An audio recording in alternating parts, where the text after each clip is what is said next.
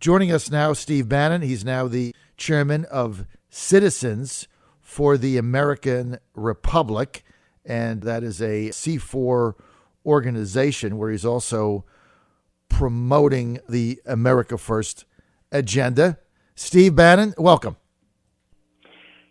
Thanks, John. Listen, I think it's interesting you read it every Monday, because one of the things that inspires me about guys like you is your journey from 2008. I don't know if all of your listeners, but I'm certainly sure that most people in America don't know the hit you personally took in the rebound, that now you're a major radio host, one of the great voices of the MAGA agenda in this country, and you were, like millions of other citizens, quietly took a devastating hit on 2008 and worked your way back from it. But it was individual effort, unlike the elites who bailed themselves out with $4 trillion, over $4.5 trillion of the Federal Reserve's money.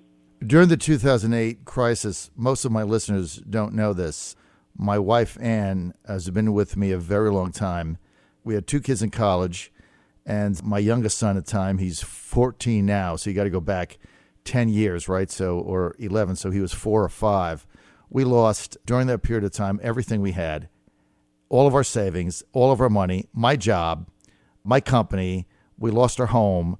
Our cars got repossessed. We had no credit, and we were homeless for 2 years, living in an extended stay motel, paying week to week, where I got day jobs in order to pay the rent on a daily, to pay the fee of the hotel on a daily basis.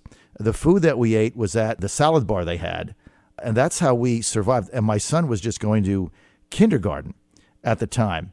And so we survived that, and having gone through that, it really changes, Steve, your perspective on life. That's why I read that article every Monday before I get ready for my week, because it's like, okay, I get up at 3:30 every day. Why do I do this? This is the reason, to help other people and to spread the word, because what went down there and the way you laid out the profile and courage by President Bush at the time, the $1 trillion bailout, all this money these people got, I mean, it's incredible. And so we were the forgotten middle class that basically got kicked to the curb, and until the president came along and said, hey, that was wrong. I'm going to put policies in place that are much different than that. So thanks for mentioning that, Steve.